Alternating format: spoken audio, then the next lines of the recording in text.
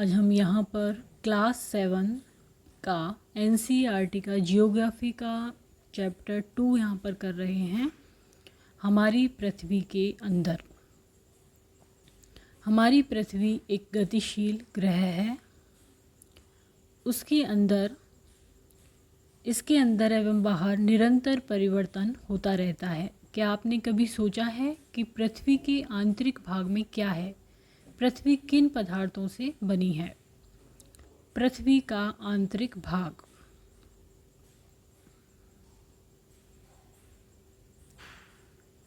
ये है परपर्टी, ये है स्थलमंडल, ये वाला जो येलो कलर से दिखा हुआ ये है मेंटल, ये क्रोड मेंटल सीमा, ये वाली, ये बाह, ये आंतरिक क्रोड और ये क्रोड। इस तरह से इसमें दिखाया गया है पृथ्वी का आंतरिक भाग। एक प्याज की तरह पृथ्वी भी एक के ऊपर एक संकेंद्री परतों से बनी है। पृथ्वी की सतह की सबसे ऊपरी परत को परपर्टी कहते हैं, जो ये वाली परत है। यह सबसे पतली परत होती है। यह महाद्वीपीय संहति में 35 किलोमीटर एवं समुद्री सतह में केवल 5 किलोमीटर तक है। महाद्वीपीय संहति मुख्य रूप से सिलिका एवं एल्यूमिना जैसे खनिजों से बनी है, इसीलिए इसे सीएल, सी सिलिका तथा एल मतलब एल्यूमिना कहा जाता है, इसलिए इसको क्या कहते हैं? सीएल कहते हैं। महासागर की परपर्टी मुख्यतः सिलिका एवं मैग्नीशियम की बनी होती है, जबकि यदि हम महासागर की बात करें तो इसकी परपर्टी किससे बनी होती है? सिलिका और मैग्नीशियम से, इसलिए क्या कहते हैं? सीमै।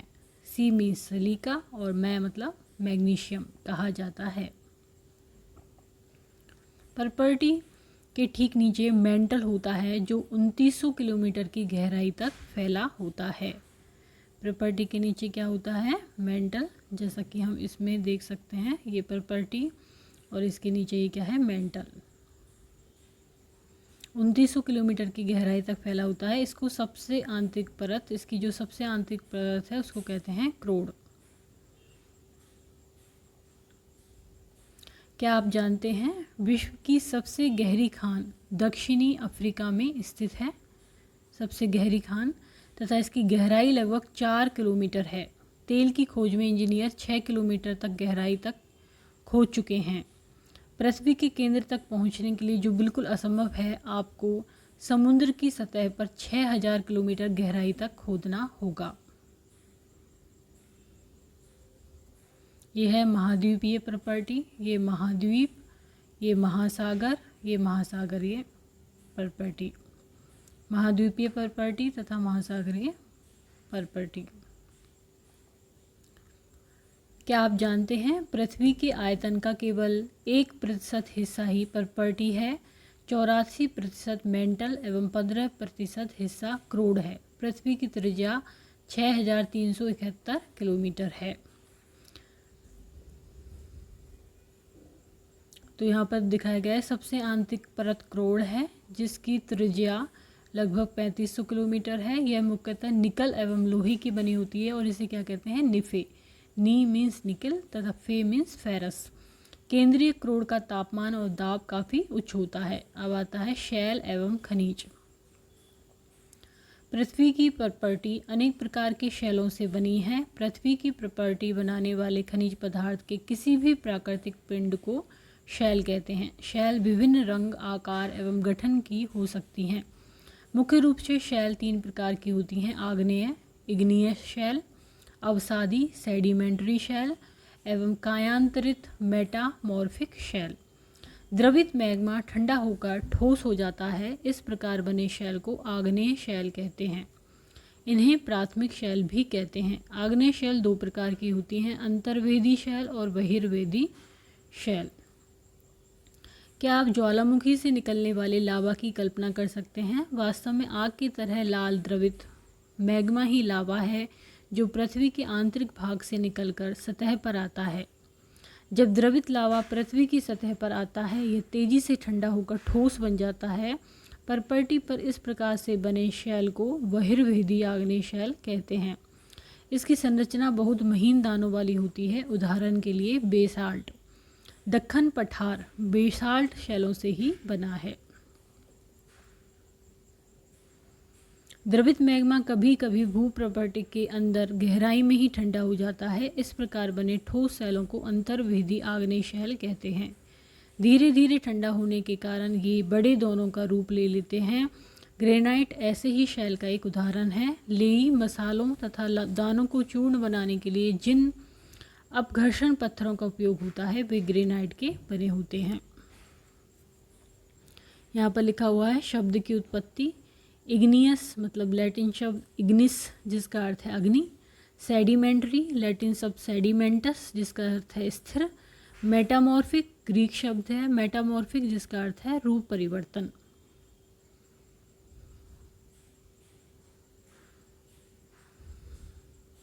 शब्दावली। जीवाश्म का मतलब है शैलों की परतों में दबे मृत पौधों एवं जंतुओं के अवशेषों को जीवाश्म कहते हैं। शैल लुढ़ककर चटककर तथा एक दूसरे से टकराकर छोटे छोटे टुकड़ों में टूट जाती है। इन छोटे कणों को अवसाद कहते हैं। ये अवसाद हवा जल आदि के द्वारा एक स्थान से दूसरे स्थान पर पहुंचाकर जमा कर दिए जाते हैं। ये अदृढ़ अवसाद दबकर एवं कठोर होकर शैल की परत बनाते हैं। इस प्रकार की शैलों को अवसादी शैल कहते हैं।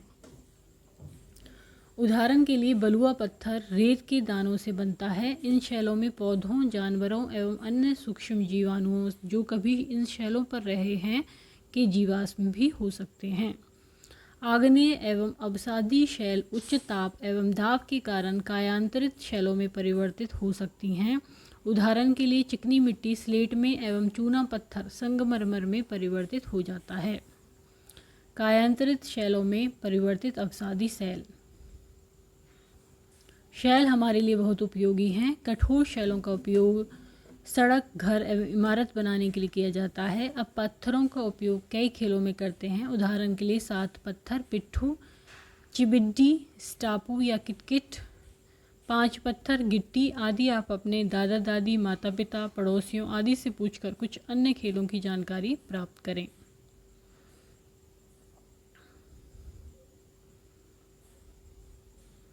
आओ कुछ करके सीखें। अनेक स्मारकों के चित्र एकत्र कीजिए तथा पता कीजिए कि किन शैलों से बने हैं।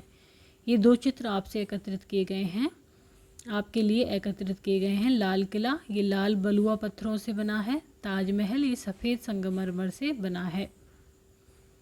आपको जानकर आश्चर्य होगा कि किन्हीं निश्चित दशाओं में एक प्रकार की शैल चक्रीय तरीके से एक दूसरे में परिवर्तित हो जाते हैं। एक शैल से दूसरे शैल में परिवर्तन होने की प्रक्रिया को शैल चक्र कहते हैं। आप जानते हैं कि द्रवित मैग्मा ठंडा होकर ठोस आग्नेय शैल बन जाता है।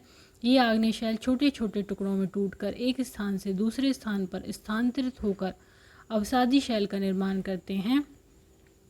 ताप एवं दाब के कारण ये आग्नेय एवं अवसादी शैल कायांतरित शैल में बदल जाते हैं।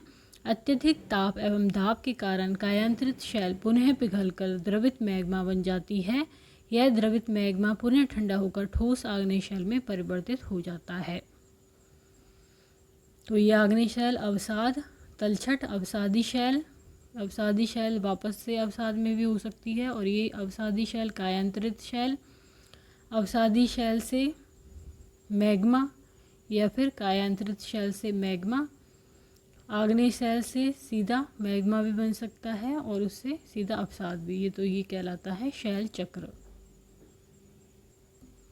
आओ कुछ करके सीखें। आपके राज्य में कौन कौन से खनिज पाए जाते हैं।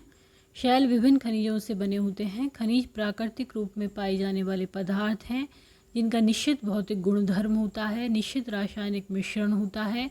खनिज मानव जाति के लिए बहुत महत्वपूर्ण है। कुछ का उपयोग ईंधन की तरह होता है जैसे कोयला प्राकृतिक गैस एवं पेट्रोलियम। इनका उपयोग उद्योगों औषधि एवं उर्वरक में भी होता है जैसे लोहा एल्यूमिनियम सोना यूरेनियम आदि।